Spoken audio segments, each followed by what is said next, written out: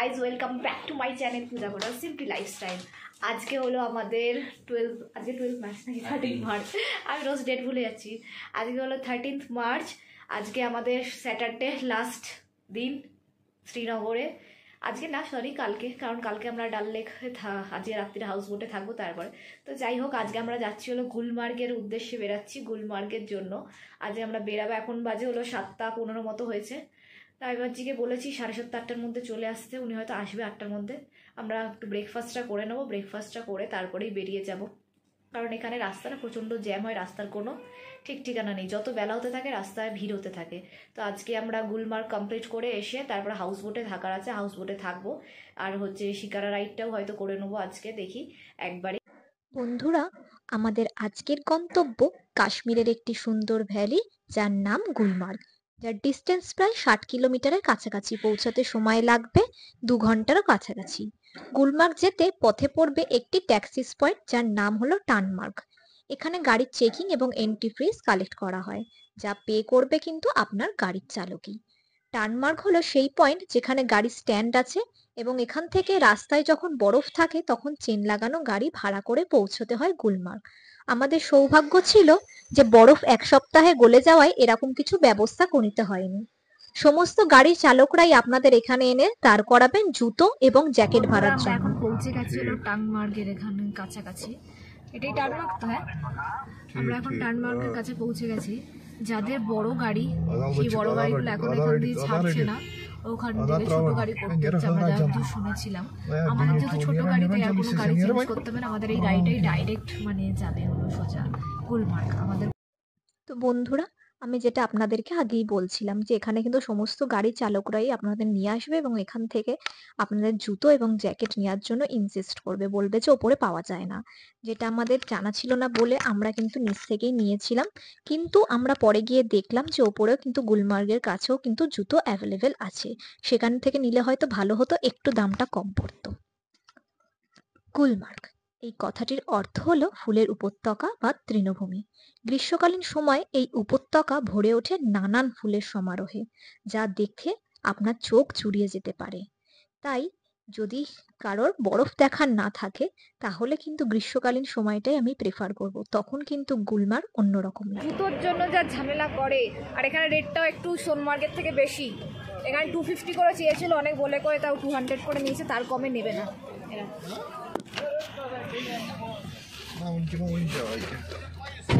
আর এরা গাড়ি অনুযায়ী সব ধরে রেখেছে, এরা মানে ছাড়বেই না তোমাকে, যেখান থেকে ইচ্ছা চাইলে নিতে পারবে না তুমি। ওরা যেখান থেকে বলবে সেখান থেকেই তোমাকে নিতে হবে। ওরা গাড়ি দেখে নিচ্ছে, ওই গাড়ি অনুযায়ী ওরা ধরে রেখেছে। আর রেটও এদের 250 করে, শুধু অনলি শুজ নিলে। আর যদি সেট নাও তাহলে ওরা 450 এরকম বলছে। আমি জ্যাকেট আমার লাগবে, আমি জ্যাকেট নিয়ে করবো, আমার জ্যাকেটের দরকার নেই, আমি জ্যাকেট নিয়ে নিই। আর আমার জ্যাকেট ফ্যাকেট পরার অত এ নেই, আমার নিজের যা জ্যাকেট আছে তাই দিয়ে কাজ চলে যাবে, তাই জন্য তাই শুধু শুজ নিয়েছে, 200 করে নিয়েছে। ঠিক আছে, চলো আগে দেখি। ঐতিহাসিক মতে ইউসুফ শাহ চাক ছিলেন কাশ্মীরের উত্তর মধ্যযুগের একজন রোম্যান্টিক শাসক।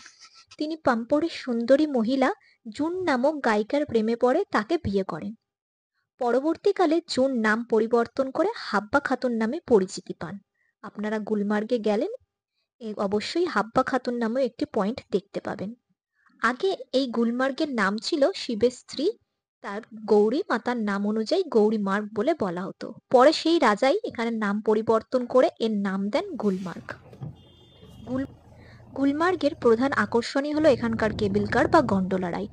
এটি পৃথিবীর দ্বিতীয় সর্বোচ্চ এবং দীর্ঘতম গন্ডোলা রাইড। এখানে যেতে হলে আপনাকে 2টি ফেজ পার করতে হবে।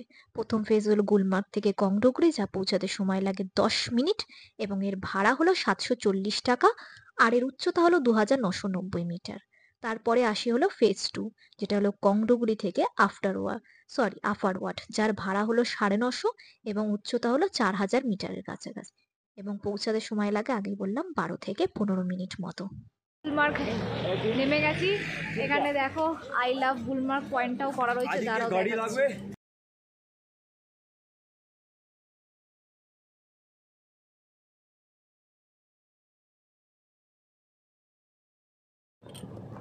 তো আমাদের গন্ডোলার টিকিট তো করাই আছে, তাই আমরা ওই পয়েন্টটা অবধি যাচ্ছি। হেঁটেই যাওয়া যায়, গাড়িও যায়, এটিভি বাইক যায়, সব যায়। আমরা পায়ে হেঁটে চলে যেতে পারবো, তাই পায়ে হেঁটে যাচ্ছি। যদি তোমরা কমফর্টেবল না থাকো পায়ে হেঁটে বা বয়স্ক মানুষ থাকে, বাচ্চা থাকে সাথে, তাহলে তোমরা অবশ্যই গাড়ি করে যেতে পারো। এখান থেকে গাড়িও যাচ্ছে, গাড়িগুলো যায় এখানে ভেতরে অবধি। প্লাস হচ্ছে তোমাদের এটিভি বাইক, বললাম তো এটিভি বাইক আছে এখানে, ওগুলো করে বা ঘোড়ায় করে যেতে পারো। বন্ধুরা, এবার আপনাদের বলি যে এই গন্ডোলা রাইড করবেন কিভাবে। এর জন্য কিন্তু আপনাকে অ্যাডভান্স আগে থেকেই অনলাইনে এনারা টিকিট ছাড়ে, সেটা দেখে এবং সময় আপনার যে হচ্ছে আপনি যেই সময় হচ্ছে পৌঁছাবেন গুলমার্গে, যেদিনকে প্ল্যান রেখেছেন আপনার ইটারনিটিতে, সেই অনুযায়ী কিন্তু আগে থেকে টিকিট বুক করে রাখতে হয়। এই টিকিট মোটামুটি 1 মাসের আগে ছাড়ে। তাও এক এক সময় আমরা যখন নিয়েছিলাম তখন যেহেতু সিজন প্রচন্ড হাই ছিল, তাই জন্য কিন্তু মাত্র কয়েক দিনের জন্যই ছেড়েছিল এবং খুব তাড়াতাড়ি কিন্তু এই টিকিটের স্লট বুক হয়ে যায়। তাই আপনারা কিন্তু অবশ্যই চেষ্টা করবেন আগে থেকে তাড়াতাড়ি বুক করার।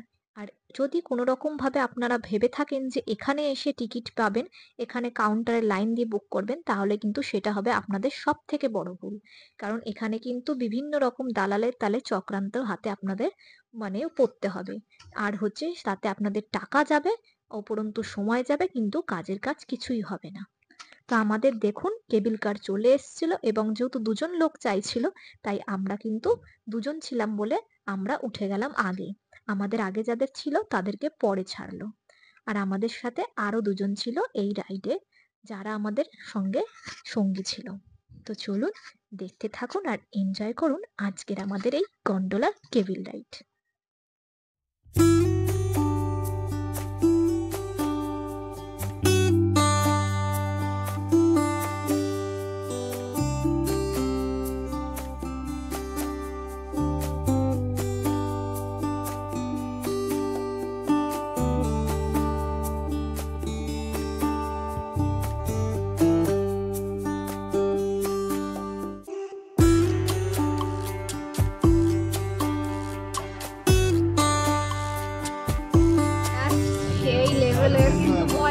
লাগছে লাইফে ফার্স্ট টাইম এত রিসার্চ করবে কোনো রকমের অ্যাক্টিভিটি রাইডস, মানে ধরো কোনো রকম দোলনা টোলনা কিছু চলি না, ভয় পাই বলে হাইটসে।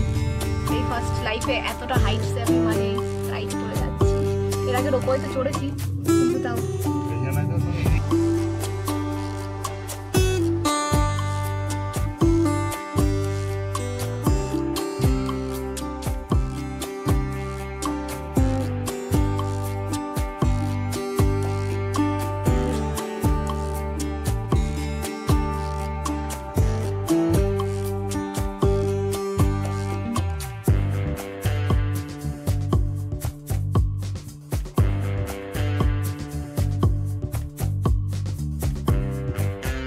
সেই লেভেলের এক্সাইটমেন্ট লাগছে বন্ধুরা।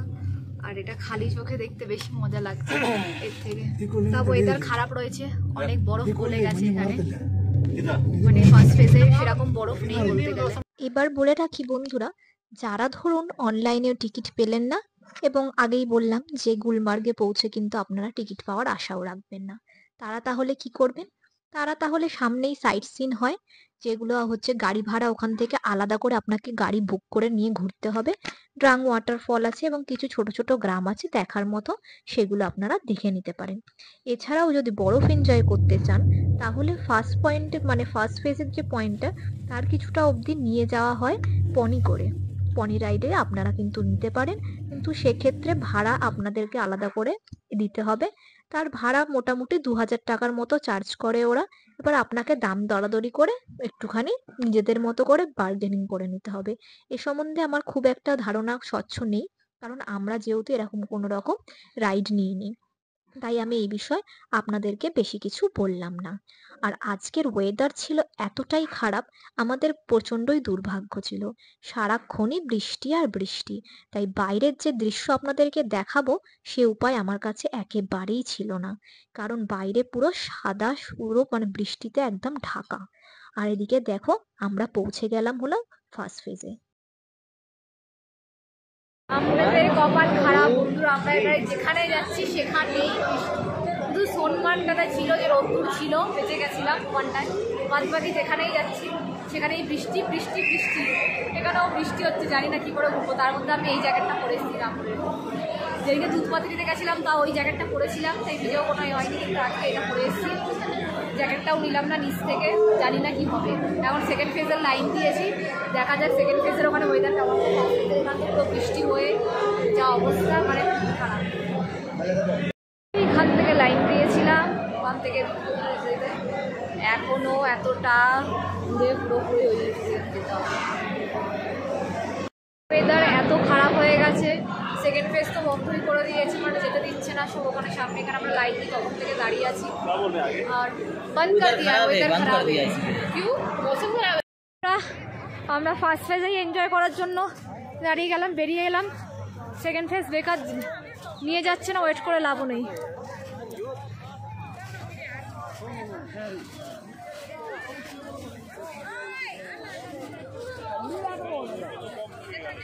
এখানে এখনো বৃষ্টি পড়ছে, হালকা হালকা ধীরে ধীরে, তোমরা দেখলে বুঝতে পারবে।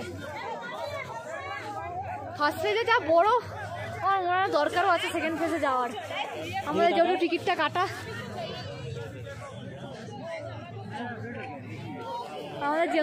কাটা, তাই আমরা চেষ্টা করলাম, কিন্তু ওয়েদার প্রচণ্ড খারাপ। ওখান থেকে লোকদের বার করে নিয়ে আসছে জাস্ট এখন, তাই ওখানে যেতে দিচ্ছে না।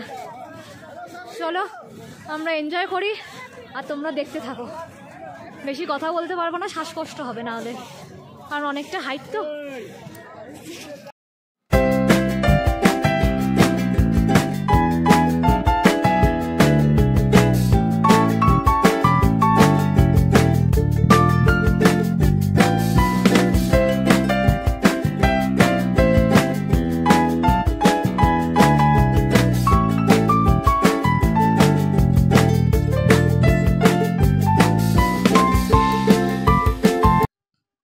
বন্ধুরা, আপনারা যদি কেউ চান যে শুধুমাত্র ফার্স্ট ফেজেরই টিকিট কাটবেন, সেকেন্ড ফেজে যাবেন না, সেটারও কিন্তু সুবিধা আছে।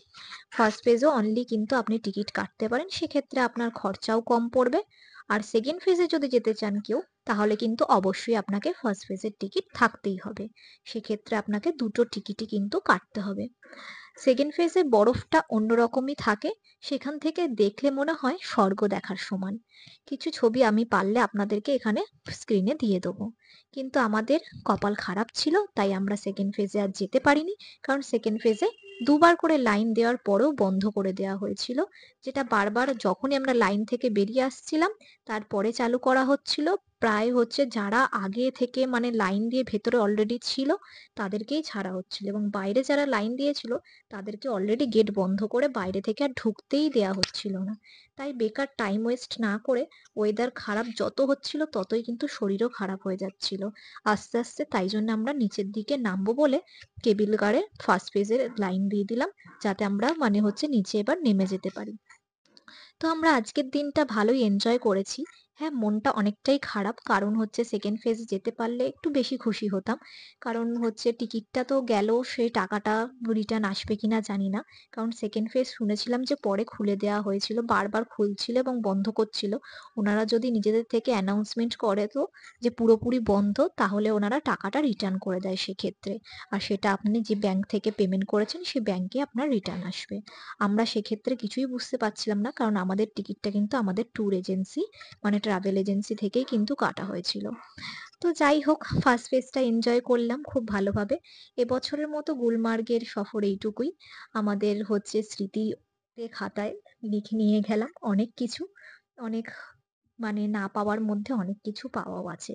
যেটুকু পেয়েছি সেটুকুই কুড়িয়ে নিয়ে যেতে চাই, মনের স্মৃতির পাতায় লিখে দিতে চাই, যাতে সারা জীবন এই স্মৃতি মনে থেকে যায়। তো এই গন্ডোলা রাইড আমাদের কাছে খুবই ভালো লেগেছে। আর সেরকম ভয় করেনি, কিন্তু নামার সময় একটু ভয় করছিল, যখন মাঝে মাঝে হচ্ছে কেবিল কারটা একটু করে থেমে যাচ্ছিল। বেশ কিছুক্ষণের জন্য মাঝ রাস্তায় এসে থেমে গেছিল, যেটাতে আমরা প্রচন্ড ভয় পেয়ে গেছিলাম। আর আমাদের অপোজিট সাইডে আরো একজন কাপল ছিল, সে তো মানে পুরো চোখই খোলেনি পুরো রাইড, কারণ সে এত পরিমাণে ভয় পাচ্ছিল। তো কেমন লাগলো বন্ধুরা তোমাদের আমাদের এই গন্ডোলা রাইড আর এই গুলমার্গের সফর? আজকে আমরা এখান থেকে চলে যাব হলো শ্রীনগরে।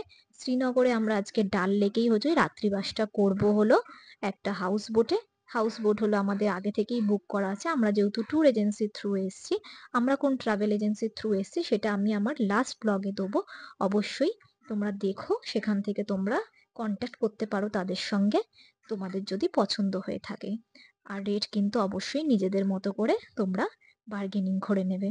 তো আমরা এখন হচ্ছে গাড়ি দিকে যাচ্ছি, গাড়িতে উঠবো, তারপরে হলো চলে যাব সোজা হলো ডাল লেকের কাছে। আর আজকে তো বললামই সারাদিনই বৃষ্টি, জানি না শিকারা রাইডটা করতে পারবো কিনা। তো আমরা যখন পৌঁছেছিলাম অলরেডি ডাল লেকে, তখন প্রায় সন্ধে হয়ে এসেছিল। কারণ হচ্ছে এত বৃষ্টি হচ্ছিল যে মানে তাড়াতাড়ি আজকে সন্ধে হয়ে গেছে। আর আমরা কিন্তু ফাইনালি কিন্তু ডাল লেকে শিকারা রাইডটা সেদিনকে আর করতে পারিনি। আমাদেরকে সেখানে থেকেই মানে ব্যাক করে আবার হচ্ছে মানে ডাল লেকের ভেতরে তো আমরা ছিলাম, তাই জন্য আমাদেরকে সেখান থেকে কিন্তু হচ্ছে চলে যেতে হয়েছিল হলো আমাদের হাউস বোটে। হাউস বোটে গিয়ে সেই রাত্রিটা আমরা থেকেছিলাম, সেখানে আমরা খাওয়া দাওয়া করেছিলাম এবং হচ্ছে খাওয়া দাওয়া খুবই ভালো ছিল এবং এই হাউস বোটটাও ভীষণ ভালো ছিল। তো আমরা হচ্ছে আজকের মতো ভিডিওটা এইটুকুই। যদি কিছু ভালো লেগে থাকে তাহলে কিন্তু অবশ্যই like, comment, share and subscribe করতে ভুলো না বন্ধুরা।